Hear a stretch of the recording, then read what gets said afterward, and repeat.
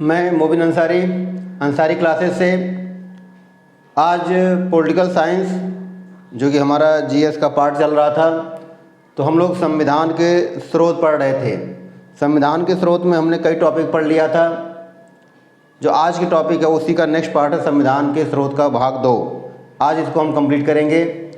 तो उसमें हम लोगों ने ब्रिटेन को, अमेरिका को, ऑस्ट्रेलिया इत्यादि सब देशों का पढ़ लिया था। आज हम लोग पढ़ेंगे कनाडा से क्या क्या लिया गया है। तो हेडिंग क्या है? कनाडा।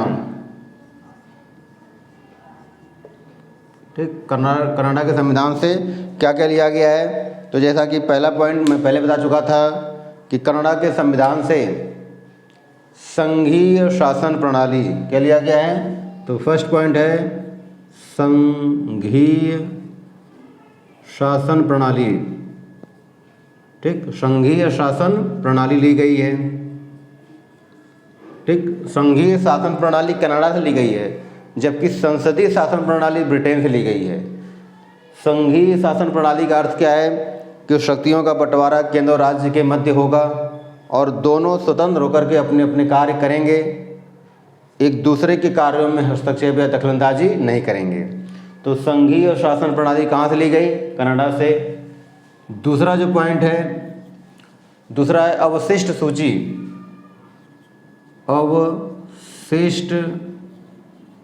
अवशिष्ट विषय पर कानून। अवशिष्ट विषय पर कानून केंद्र के द्वारा बनाया जाएगा। ठीक, केंद्र के द्वारा बनाया जाएगा। ठीक, ये भी हमने कहाँ से लिया? कनाडा से। दोबारा सुनना है कि संघीय शासन प्रणाली हमने कहाँ से लिया? कनाडा से। अवशिष्ट विषय पर कानून कौन बनाएगा? केंद्र बनाएगा। ये भी हमने कहाँ से लिया? कनाडा से। इसमें एक और पॉइंट है राज्यपाल का पद। राज्यपाल का पद, तो राज्यपाल का पद भी हमने कहाँ से लिया? कनाडा से।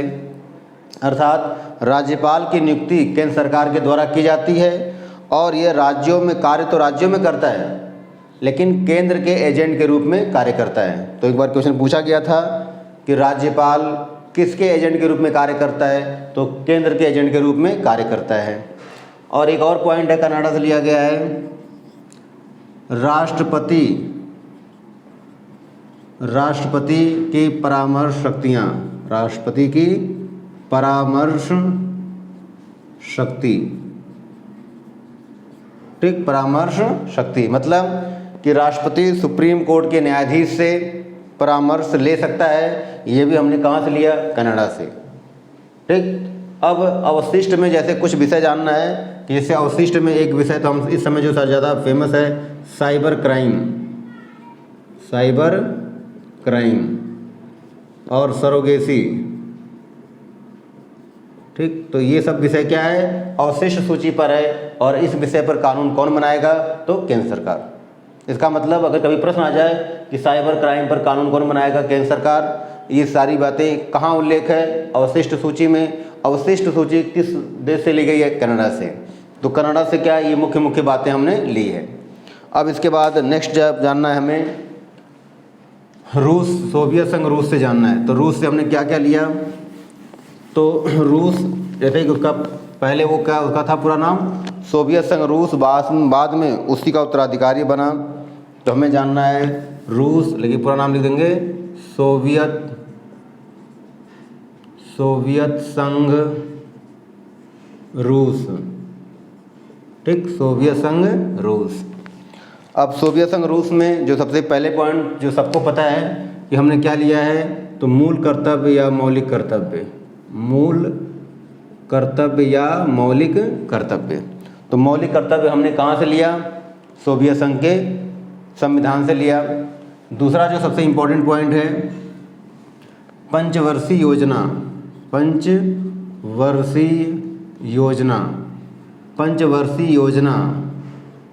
पंचवर्षीय योजना हमने किस देश के संविधान से लिया? तो रूस से लिया। प्रश्न आ सकता है कि पहली पंचवर्षीय योजना कब शुरू हुई थी? तो 1 अप्रैल 1951 से। तो पहली पंचवर्षीय योजना कब प्रारंभ हुई? 1 अप्रैल 1951 में। और कुल कितनी पंचवर्षीय योजना चलाई गई? तो कुल 12 पंचवर्षीय योजना चलाई गई। कितनी चलाई गई? 12। यही पूछ सकता है कि 12वीं पंचवर्षीय योजना का कार्यकाल, ठीक, 12वीं पंचवर्षीय योजना का कार्यकाल तो कब से कब तक था? 2012 से लेकर 2017 तक। और नीति आयोग की सिफारिश पर पंचवर्षीय योजना को समाप्त कर दिया गया। ठीक, नीति आयोग की सिफारिश पर पंचवर्षीय योजना को क्या कर दिया गया? समाप्त कर दिया गया।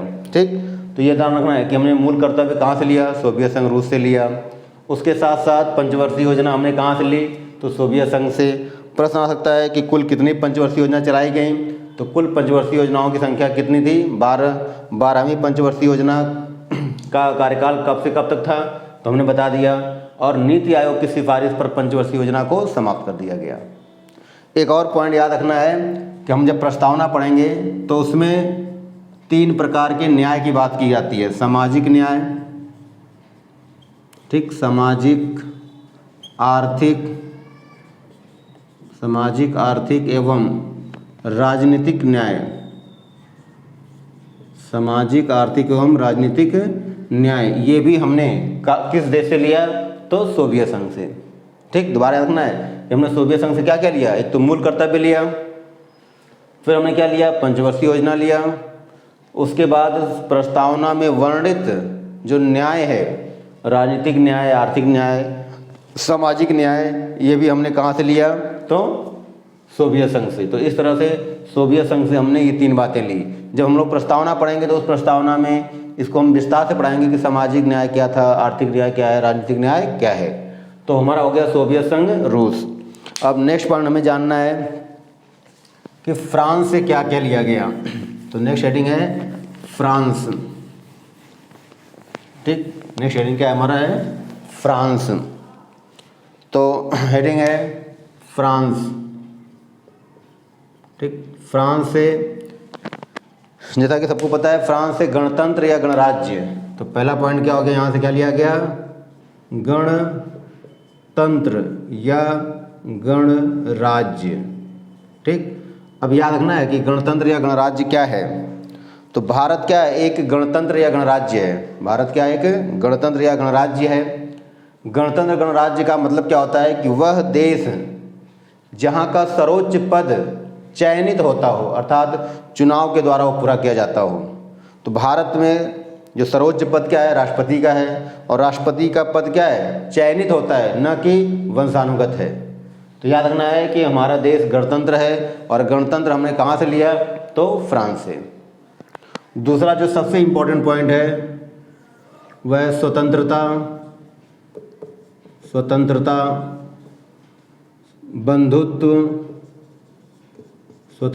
बंधुत्व और समानता। स्वतंत्रता, बंधुत्व और समानता, ये चीज़ भी हमने कहाँ से ली? फ्रांस से। दोबारा सुनना है कि गणतंत्र, हमारा देश क्या है? गणतंत्रात्मक देश है। तो हमने कहाँ से लिया? तो फ्रांस से, संविधान से लिया। उसके बाद स्वतंत्रता, समानता, बंधुत्व, ये हमने कहाँ से लिया? तो ये भी फ्रांस के संविधान से लिया। नेक्स्ट पॉइंट जानना है जर्मनी। ठीक, नेक्स्ट पॉइंट क्या है? जर्मनी। अब याद रखना है कि जर्मनी से जो सबसे इम्पोर्टेंट है आपातकाल उपबंध, आपातकालीन उपबंध या आपातकालीन प्रावधान। तो इसमें जो पहला पॉइंट है वह है आपातकालीन उपबंध या प्रावधान। यहीं पर एक क्वेश्चन जो कि मैंने बताया था कि वित्तीय आपातकाल किस देश से लिया गया है। और जब वित्तीय आपातकाल आएगा तो ऑप्शन क्या देगा? पहला ऑप्शन होगा जर्मनी, फिर होगा ब्रिटेन, फिर होगा अमेरिका, फिर होगा फ्रांस।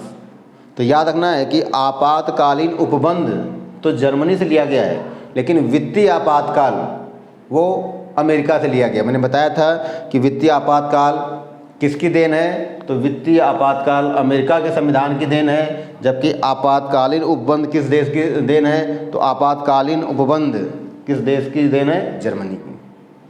और इसी में दूसरा पॉइंट ध्यान रखना है कि जब आपातकाल लगता है तो मूल अधिकारों का निलंबन या मौलिक अधिकारों का निलंबन, मौलिक अधिकारों का निलंबन, मौलिक अधिकारों का निलंबन, ठीक, मौलिक अधिकारों का निलंबन अर्थात जब आपातकाल लगाया जाता है तो हमारे जो भी अधिकार होते हैं 20-21 को छोड़ कर के सारे अधिकार क्या होते हैं, निलंबित होते हैं। तो निलंबन हमने प्रक्रिया कहाँ से ली, जर्मनी से। तो जर्मनी से हमने आपात उपबंध और मौलिक अधिकारों का निलंबन लिया। लेकिन ध्यान रखना है कि वित्तीय आपातकाल हमने कहाँ से लिया, तो वो अमेरिका से लिया। इसके बाद हमने क्या क्या पढ़ लिया, कनाडा पढ़ लिया, फ्रांस को पढ़ लिया, रूस को पढ़ लिया, जर्मनी पढ़ लिया, और एक और देश रह गया दक्षिण अफ्रीका। एक देश रह गया है दक्षिण अफ्रीका, ठीक। तो दक्षिण अफ्रीका से क्या क्या लिया गया है, तो दक्षिण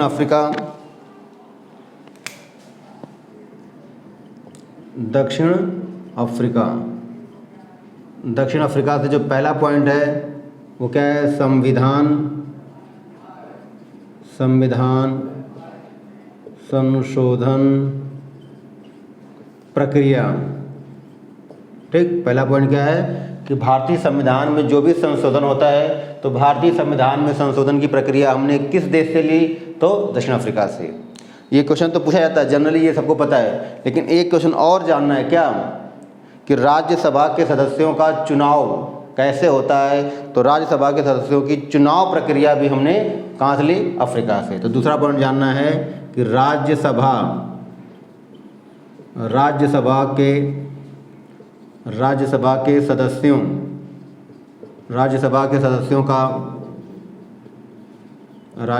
सदस्यों की चुनाव प्रक्रिया। जब हम लोग संसद को पढ़ेंगे, राज्यसभा लोकसभा पढ़ेंगे, तो वहाँ पे बताएंगे कि राज्यसभा के सदस्यों की चुनाव प्रक्रिया क्या है, उनका चयन कैसे होता है। फिलहाल में यहाँ पे क्या जानना है कि ये इंपॉर्टेंट क्वेश्चन है, कई बार पूछा गया है और कठिन है। ज़्यादातर लोग तो हमें ये जानते हैं संविधान संशोधन प्रक्रिया कहाँ से ली गई, तुरंत बताएंगे दक्षिण अफ्रीका से। लेकिन हमें ये पॉइंट याद रखना है कि राज्यसभा के सदस्यों की चुनाव प्रक्रिया किस देश से ली गई है, तो अफ्रीका से। तो लगभग एक देश और आ गया, जापान। तो लास्ट पॉइंट हमें याद रखना है जापान, ठीक, जापान। तो जापान से क्या ली गई है, तो जापान से याद रखना है, जापान से विधि द्वारा स्थापित प्रक्रिया,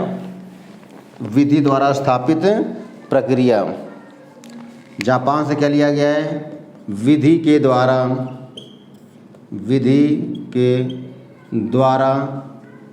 स्थापित प्रक्रिया, ठीक, विधि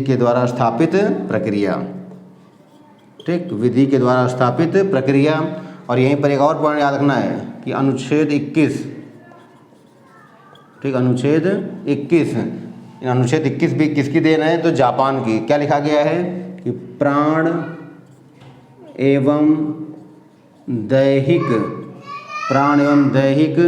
स्वतंत्रता, प्राण एवं दैहिक स्वतंत्रता का अधिकार भी हमने किस देश से लिया है, जापान से।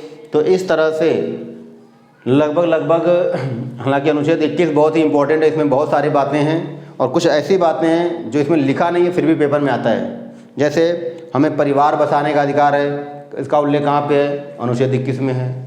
तो फिलहाल वो सब बाद में हम पढ़ेंगे, लेकिन हमने भारतीय संविधान के स्रोत क्या क्या हैं, कहाँ से क्या क्या लिया गया, भारतीय संविधान को उधारों का थैला किसने कहा, ये सारी बातें हमने कंप्लीट कर दी। तो इस तरह से हमारा जो ये टॉपिक था भारतीय संविधान के स्रोत वो पूरा हुआ।